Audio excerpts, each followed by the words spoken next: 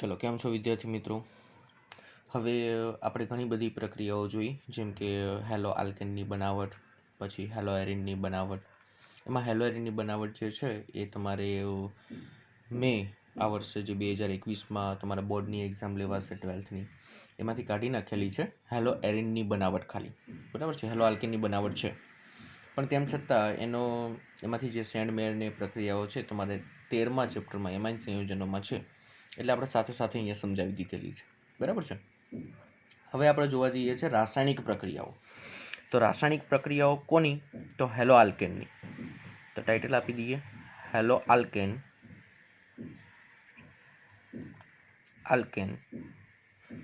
ની રાસાયણિક પ્રક્રિયાઓ. રાસાયણિક પ્રક્રિયાઓ એકચ્યુઅલી ટાઇટલ એક છે, પણ આની અંદર પેટા થિયરીઓ ઘણી બધી છે. બરાબર છે. તો એના મેઇન ટાઇટલ કયા કયા છે? રાસાયણિક પ્રક્રિયાઓ 3 અહીંયા દર્શાવેલી છે મેઇન. કઈ કઈ? તો સૌથી પહેલી છે એમાં કેન્દ્રાનુરાગી વિસ્થાપન પ્રક્રિયાઓ. કેન્દ્રાનુરાગી વિસ્થાપન પ્રક્રિયાઓ.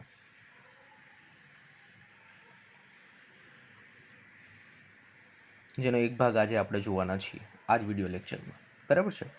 પછી બીજી પ્રક્રિયાઓ કઈ છે? તો વિલોપન પ્રક્રિયાઓ, જે બહુ જ સરળ છે પ્રક્રિયાઓ. અને ત્રીજું આપણી પાસે છે ધાતુઓ સાથે પ્રક્રિયાઓ. ધાતુઓ સાથે પ્રક્રિયાઓ. ધાતુઓ સાથે જે પ્રક્રિયાઓ છે એમાં ગ્રિગ્નાર્ડ પ્રક્રિયા જે મેન આવે છે એ તમારે બધા અહીંયા ઓર્ગેનિકના ચેપ્ટરની અંદર આવશે. બરાબર છે. ગ્રિગ્નાર્ડ પ્રક્રિયા 10મા ચેપ્ટરમાં પણ છે, 11મામાં છે, 12મામાં છે. બરાબર છે. એટલે ખાસ યાદ રાખવાની ગ્રિગ્નાર્ડ પ્રક્રિયાઓની અંદર. સૌથી પહેલાં આજે આપણે શરૂઆત કરીએ છીએ કેન્દ્રાનુરાગી વિસ્થાપન પ્રક્રિયાઓ. આની અંદર પેટા મેઇન 3 થિયરીઓ છે. એક નોર્મલ કેન્દ્રાનુરાગી વિસ્થાપન પ્રક્રિયા શું છે એની સમજૂતી અને એની જનરલ રિએક્શન જે આપણે આજે જોવાના છે. એના સિવાય SN1 કેન્દ્રાનુરાગી SN1 પ્રક્રિયા અને એવી જ છે SN2 પ્રક્રિયા. બરાબર છે. તો ત્રણેયના અલગ અલગ વિડીયો આવશે એના. બરાબર છે. તો ચલો આપણે સૌથી પહેલાં જોઈએ છે કેન્દ્રાનુરાગી પ્રક્રિયા. કેન્દ્રાનુરાગી વિસ્થાપન પ્રક્રિયા.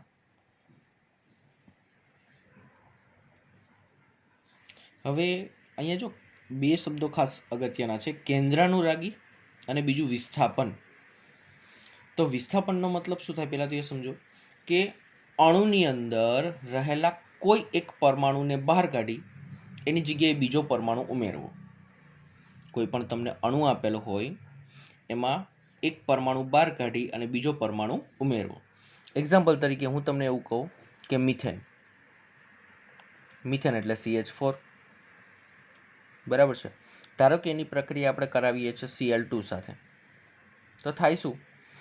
આ હાઇડ્રોજનનું વિસ્થાપન થાય. તો આખો મિથેનનું અણુ હતું એમાંથી હાઇડ્રોજન પરમાણુ નીકળે અને એની જગ્યાએ કોઈ એક ક્લોરીન પરમાણુ એની અંદર દાખલ થાય. તો જો આ ક્લોરીન આ કાર્બન સાથે જોડાઈ જાય તો શું બનાવી દે? CH3Cl. અને બીજો એક ક્લોરીન પરમાણુ વધ્યો એ જે અહીંયાથી છૂટો પડેલો હાઇડ્રોજન છે એની સાથે જોડાઈ જઈને HCl બનાવી દે. આ રીતે. તો આ વિસ્થાપન પ્રક્રિયા થઈ. તો એવી અહીંયા જોવાની છે, પણ કોના અનુસંધાનમાં? કેન્દ્રાનુરાગીના અનુસંધાનમાં. હવે પ્રશ્ન એ થાય કે કેન્દ્રાનુરાગી કોને કહેવાય? તો જનરલ રીતે સમજાવું. જો કેન્દ્રાનુરાગી એટલે કેન્દ્રને આકર્ષિત કરનાર. હવે કેન્દ્રને આકર્ષિત કરનાર છે તો કેન્દ્રમાં કયો વીજભાર હોય? ધન. તો ધન વીજભારને પોતાની તરફ આકર્ષિત કરનાર. તો ધન વીજભારને જો આકર્ષિત કરવો હોય તો ખુદનો કયો વીજભાર હોવો જોઈએ? ઓબ્વિયસલી ઋણ.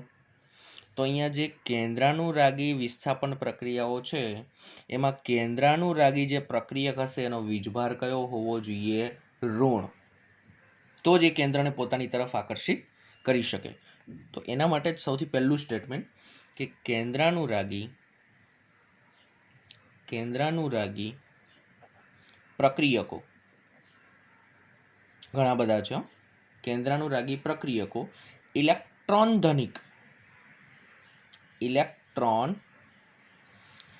ધનિક સ્પીસીસ ધરાવે છે. સ્પીસીસ ધરાવે છે. હવે ઇલેક્ટ્રોન ધનિક સ્પીસીસ ધરાવે છે એનો મતલબ શું થયો કે એના ઉપર ઋણ વીજભાર વધારે છે, બરાબર છે. તો ઓબ્વિયસલી એ ધન વીજભારને પોતાની તરફ આકર્ષિત કરી શકે. ત્યાંથી કહી શકાય તેથી તેઓ પ્રક્રિયાર્થી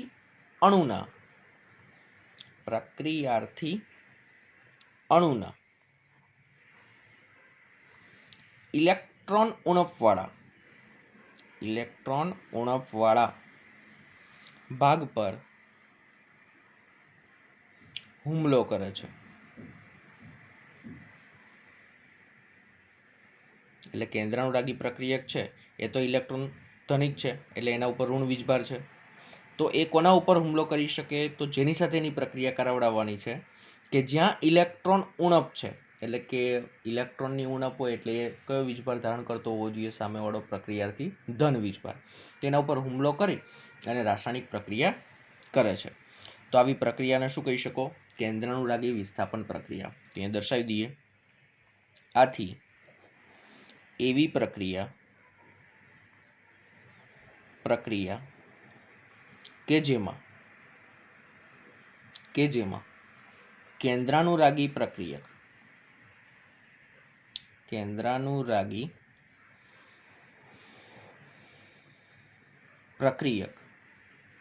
પ્રક્રિયાર્થી અણુમાં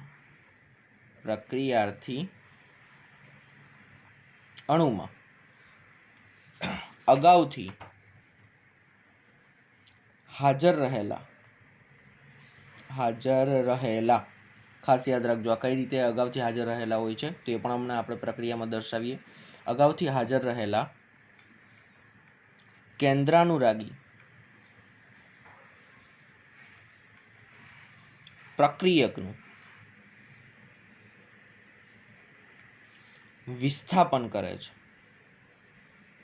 એટલે કે એને બહાર કાઢી દે છે અને પોતે અંદર દાખલ થઈ જાય, વિસ્થાપન કરે છે. તેથી આ પ્રક્રિયાને શું કહી શકો? કેન્દ્રાનુરાગી વિસ્થાપન પ્રક્રિયા કહે છે, બરાબર. તો આ કેન્દ્રાનુરાગી વિસ્થાપન પ્રક્રિયાની વ્યાખ્યા થઈ ગઈ. હવે આપણે પ્રક્રિયા દર્શાવીએ તો હકીકતમાં એ પ્રક્રિયા કેવી હોય છે?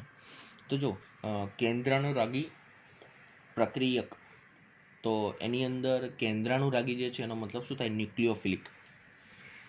ઇંગ્લિશમાં આપણે મતલબ સમજીએ તો ન્યુક્લિયોફિલિક, ન્યુક્લિયો એટલે ન્યુક્લિયસ, એને ફિલ કરનાર, એને એટ્રેક્ટ કરનાર. તો ન્યુક્લિયસને એટ્રેક્ટ કરનાર એટલે કે કેન્દ્રને આકર્ષિત કરનાર, તો પોતાનો તો ઋણ વીજભાર થઈ ગયો.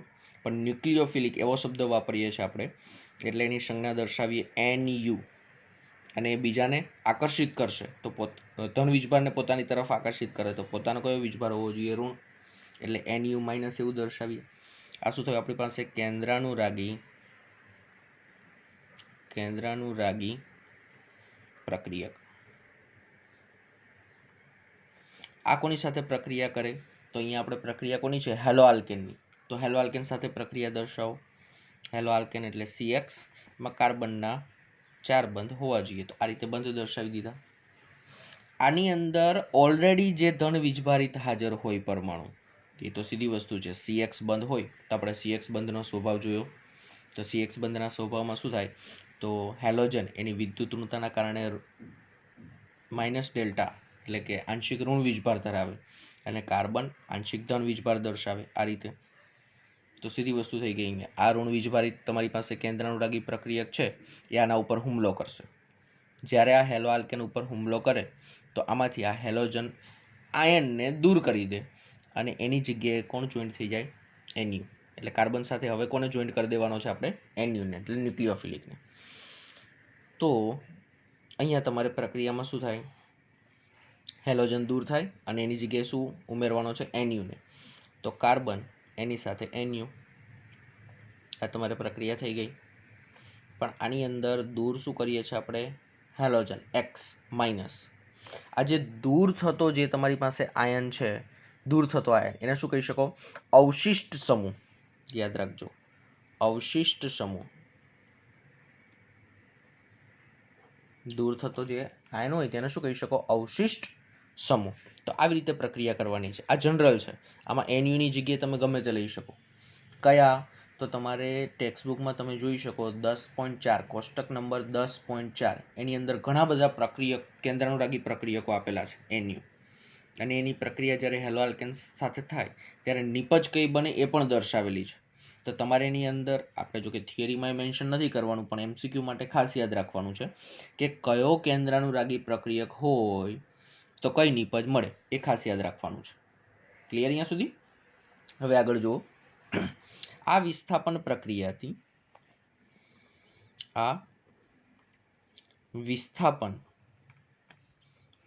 પ્રક્રિયાની શરૂઆત હોય. જો આમાં પ્રશ્ન એ થાય કે અહીંયા પ્રક્રિયામાં તો કેન્દ્રાનુરાગી પ્રક્રિયક પણ ભાગ લે છે અને હેલો આલ્કેન પણ પ્રક્રિયામાં ભાગ લે છે, તો આને નામ ખાલી આપણે કેન્દ્રાનુરાગી વિસ્થાપન પ્રક્રિયા એવું નામ શા માટે આપીએ છીએ? કારણ કે શરૂઆત કોણ કરે છે? કેન્દ્રાનુરાગી પ્રક્રિયક.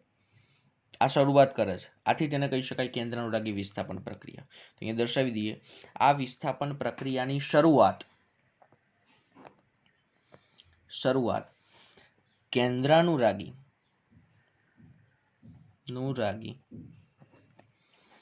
પ્રક્રિયક દ્વારા થતી હોવાથી તેને શું કહી શકો? કેન્દ્રાનુરાગી વિસ્થાપન પ્રક્રિયા કહી શકાય. હવે આવી હું કોઈ પણ કેન્દ્રાનુરાગી એક પ્રક્રિયા જનરલ એનું ઉદાહરણ લઈ લઉં. બરાબર છે? તો ઉદાહરણ તરીકે ધારો કે હું લઉં છું ન્યુક્લિયોફિલિક તરીકે આપણે લઈ લઈએ છીએ OH-. ચલો, OH-. આ તમારી પાસે કેન્દ્રાનુરાગી પ્રક્રિયક. હેલો આલ્કેન તરીકે હું લઈ લઉં છું અહીંયા મિથેનોલ, CH3Cl. તો થશે શું? ક્લોરીન અહીંયાથી છૂટો પડશે ને એની જગ્યાએ OH જોડાય. તો અહીંયા નિપજ આવી બને CH3OH પ્લસ અહીંયાથી ક્લોરીન છૂટો પડે. તો તમને એવું પૂછાઈ શકે કે કેન્દ્રાનુરાગી પ્રક્રિયક તરીકે હાઇડ્રોક્સિલ હોય એટલે કે OH-, ત્યારે નિપજ કઈ બને? તો આલ્કોહોલ. અને અવશિષ્ટ સમૂહ કયો અંદર દૂર થાય? તો હેલોજન. બરાબર છે? હેલાઇડ આયન ત્યાંથી છૂટો પડે છે. પણ દર વખતે એવું નથી જરૂરી કે કેન્દ્રાનુરાગી પ્રક્રિયકમાંથી કોઈ એક જ બંધ સાથે જોડાય. જો આમાં બંધ સાથે કોણ જોડાયું છે? તો ઓક્સિજન આ કાર્બન સાથે બંધ બનાવે છે. દર વખતે એવું જરૂરી નથી. અમુક એવા પણ ઉદાહરણો છે કે જેની અંદર એક જે આખો તમારી પાસે કેન્દ્રાનુરાગી પ્રક્રિયકનો આયન આપેલો હોય એમાં એકથી વધારે પરમાણુ પણ જોડાઈ શકે. બરાબર છે? તો એની વાત કરીએ. ચલો, સાયનાઇડ અને નાઇટ્રાઇડ જેવા સમૂહો બે કેન્દ્રાનુરાગી કેન્દ્રો ધરાવે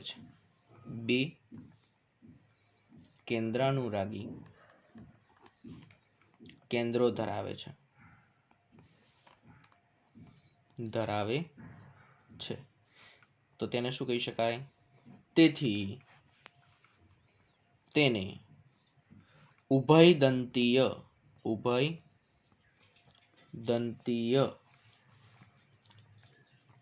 કેન્દ્રાનુરાગી પ્રક્રિયકો કહે છે. એટલે કે એક જ તમારી પાસે કેન્દ્રાનુરાગી પ્રક્રિયક આપેલો હોય આખો આયન. બરાબર છે? એમાંથી બે પરમાણુ એવા હોય કે જે કાર્બન સાથે બંધ બનાવી શકતા હોય. તો તેને શું કહી શકો? ઉભયદંતીય કેન્દ્રાનુરાગી પ્રક્રિયક. હવે એવા આપણે અહીંયા બે નામ પણ ઉદાહરણ આપી દીધા, સાયનાઇડ અને નાઇટ્રાઇડ. તો સાયનાઇડની અંદર વાત કરીએ તો આપણે જનરલી આ રીતે લખતા હોય છે CN, પણ હકીકતમાં એનું બંધારણ કેવું થાય? તો આ CN- છે તો એમાં બે રીતે બંધ બની શકે. એક તો કાર્બન બંધ બનાવી શકે, જેમાં આ રીતે તમે દર્શાવી શકો CN, જેમાં કાર્બનના 3 જ બંધ બન્યા છે. જો તો ચોથા બંધ બનાવવા માટે એ તત્પર છે, પણ નાઇટ્રોજનની સંયોજકતા પૂરી. તો આવી રીતે આપેલું હોય તો આમાં કોણ બંધ બનાવે? કાર્બન એ હેલો આલ્કેનના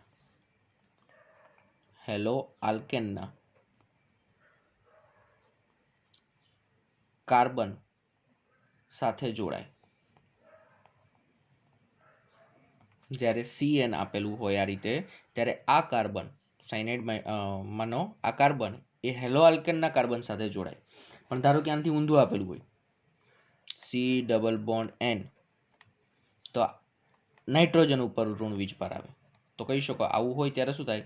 તો નાઇટ્રોજન એ હેલો આલ્કેનના કાર્બન સાથે જોડાય. બરાબર છે. અહીંયા બીજી એની તો સંયોજકતા તો જળવાય જ જાય. હા, એટલે આ યાદ રાખવાનું. એક તો CN છે. આવી જ રીતે બીજું છે તમારી પાસે નાઇટ્રાઇટ. હવે એના માટે જોવા જઈએ તો આપણે જનરલી આવું લખીએ છીએ NO2. બરાબર છે. તો આની અંદર પણ બે નાઇટ્રોજન પણ બંધ બનાવી શકે અને ઓક્સિજન પણ બંધ બનાવી શકે. જોવા જઈએ જો NO2 બંધ બનાવતો હોય તો આ રીતે આવે, આમાં નાઇટ્રોજન બંધ બનાવે. અને ધારો કે આવી રીતે આવે છે ONO, આ રીતે આવે તો આ ઓક્સિજન પરમાણુ બંધ બનાવે, આના ઉપર ઋણ વીજભાર આવે. અને અહીંયા નાઇટ્રોજન ઉપર ઋણ વીજભાર આવે. તો અહીંયા દર્શાવી દઈએ આમાં કોણ બંધ બનાવે? તો નાઇટ્રોજન બંધ બનાવશે કાર્બન સાથે. અને ONO આવે ત્યારે ઓક્સિજન બંધ બનાવશે નાઇટ્રોજન સાથે. તો આ ખાસ યાદ રાખવાનું છે. તો આ હતી આપણી પાસે જનરલ તમારી પાસે કેન્દ્રાનુરાગી વિસ્થાપન પ્રક્રિયા. આના જેવી જ બીજી જોવાની છે. આના બે પ્રકારો અંદર ખાસ જોવાના છે. એમાંનો સૌથી પહેલો, એમાં બે પ્રકાર જે પાડેલા છે ને એ આણ્વીય બંધારણ ઉપર પાડેલા છે. તો એમાં છે સૌથી પહેલું એક આણ્વીય કેન્દ્રાનુરાગી વિસ્થાપન પ્રક્રિયા.